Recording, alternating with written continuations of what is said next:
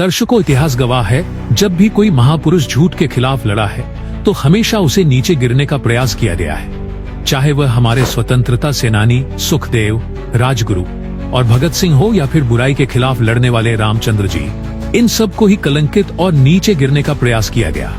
ठीक इसी प्रकार वर्तमान में संत रामपाल जी महाराज पर आज हर कोई सवाल उठा रहा है और उन्हें नीचे गिरने का प्रयास किया जा रहा है। लेकिन दोस्तों, यह भी सत्य है कि झूठ चाहे जितना भी ताकतवर हो, एक न एक दिन सच के सामने झुकना ही पड़ता है। ऐसे ही यह मंदबुद्धि भी सवाल उठा रहा है कि ये कहाँ लिखा हुआ है कि काल हर रोज 1 लाख प्राणियों को खाता है। देखिए वीडियो। क्या वास्तव में वो रामपाल जी जो हैं वो शास्त्रों के द्वारा प्रमाणित ज्ञान देते हैं या कुछ भी अपने मानसिक चिंतन से या जो भी उनका मन करता है वैसा वो फालतू के बकवास करते रहते हैं?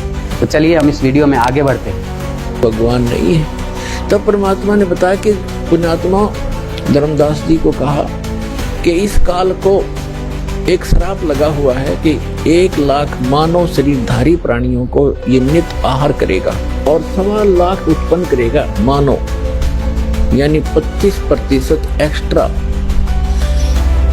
ये उत्पन्न करेगा।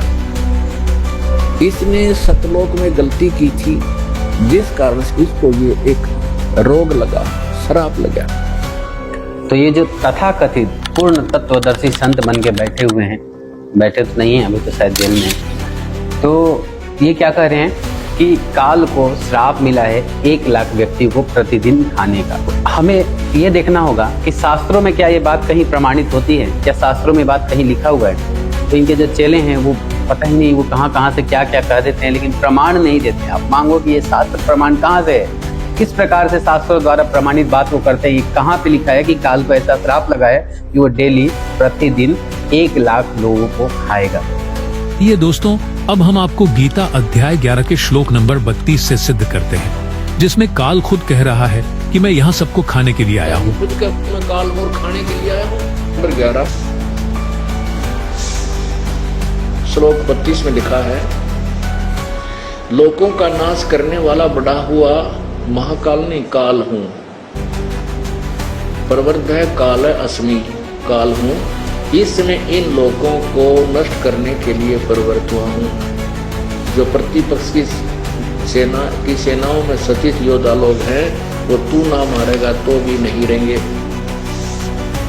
ये सब तेरे बिना भी नहीं रहेंगे, अर्थात तू युद्ध ना करेगा तो भी मारे जाएंगे, इन्हें खाऊंगा। अब ये खुद कहता कि मैं काल हूँ, तो ये काल बोल गया गीता जी को। ये काल है ज्योति निरंजन अर्थात ब्रह्म। गीता जी गूगल करने पे पता चलता है, ये आपके सामने स्क्रीन पे मैं दिखा रहा हूँ कि डेली प्रतिदिन जो लोगों की मरने की संख्या है वो 1.5 लाख के करीब है। तो यानी और दोस्तों, रही बात 1 लाख व्यक्तियों की, तो ये पागल अपने शास्त्रों की ना मानकर गूगल की मान रहा है, जबकि गूगल खुद कहता है कि उसके सारे जवाब 100% सच नहीं होते। और देखिए आगे इस पापी ने क्या आरोप लगाए हैं, जो कि बिल्कुल गलत है। हम आपको सिद्ध करने वाले हैं। तो ऐसा ही कुछ रामपाल का हाल था। अब रामपाल की यहाँ पर कहानी ये थी कि जो मेरे साथ लड़का था उसने बाबा के मार्केटिंग टीम को पैसे दिए और ये कहा गया कि बाबा जी अभी अंतर ध्यान में चले गए हैं और जब बाबा मतलब स्पेशल जो है फीस होती है उसकी, तो बाबा अंतर ध्यान से निकलेंगे और आपको दर्शन देंगे। तो उसने जो स्पेशल जो उनका चार्ज था वो दिया और बाबा का दर्शन करने गया अंदर। मैं वहां पे बाहर बैठा हुआ था और तब तक मुझे लगातार समझाया जा रहा था कि आप जो है बाबा का नाम लीजिए, आप जो है करोड़पति हो जाएंगे, अरबपति हो जाएंगे, दुनियादारी मोह माया यही सब बातें कही जा रही थी। उसके बाद जब मैंने एकदम कसम खा लिया था, भाई मैं भी पत्रकार हूँ, मैं ऐसे बहुत लोगों से मिल चुका हूँ तो मुझे पता है इस चीज को, तो कह रहा आपको खाना नहीं मिलेगा, रात तो यही गुजारनी पड़ेगी, खाना नहीं मिलेगा। मैंने कहा नहीं चाहिए खाना। उसके बाद जब वो लोग एकदम थक खा गए तो मुझे फाइनली एक किताब दिया गया कि अच्छा कम से कम ये किताब तो खरीद लो। किताब का जो कीमत था वो 10 रुपया था। तो मैंने कहा कि अगर मैं किताब खरीद लेता हूँ तो भी मैं यहाँ पे मतलब पैसे दे रहा हूँ इनको। फिर मैंने किताब भी नहीं लिया, चाहे वो 10 रुपये कीमत हो चाहे 1 रुपये कीमत हो, मुझे नहीं लेना था। सोचा एक रात की बात है, होकर रह लूंगा, कोई दिक्कत नहीं है। उसके बाद जब लोगों ने खाना नहीं दिया, नाम लेने के बाद, नाम नहीं लेने की वजह से फिर कहा गया आपको रजाई गद्दा बिस्तर ये सब नहीं मिलेगा। मैंने कोई बात नहीं। अच्छा जब थक खा गए उसके बाद वो लोग खुद आए और अपना खाना वाना दिया, हमने खाना खाया। कहा यह जाता है कि जब रामपाल को बाबा रामपाल को पकड़ने के लिए पुलिस गई थी, उस दौरान जो भगदड़ हुई थी, उस भगदड़ में 5 महिलाएं और 1 बच्चे की मौत हुई थी और बाबा रामपाल ने इन्हीं जो भोले भाले लोग थे इनको जबरन बंधक बना लिया था। और उस बाबा के गिरफ्तार होने के बाद जब वहां पर जांच हुई थी तो ऐसी चीजें मिली थी वहां पर कि मतलब आप ये अंदाजा नहीं लगा सकते कि जो अपने आप को भगवान कहता है, अपने आप को संत कहता है, वो ऐसी चीजों का क्या करता होगा।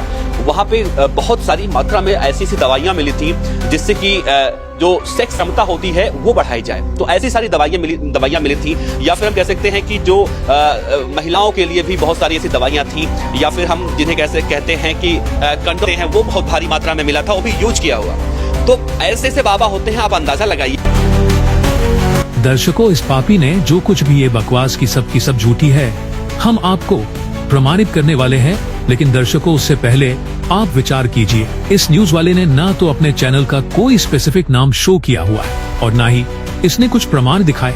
अगर कल को कोई यही सब बातें इस पापी के पिता के बारे में कहे तो क्या यह बिना किसी प्रमाण के ही सच मान लेगा या कोई प्रमाण भी मांगेगा? दर्शकों, हम आपको बता दें कि संत रामपाल जी महाराज पर लगाए हुए सारे आरोप झूठे साबित हुए हैं। देखिए, इस दैनिक भास्कर न्यूज़पेपर की रिपोर्ट में साफ साफ लिखा है कि संपादकीय की भूल बस यौन शोषण का आरोप छप गया है।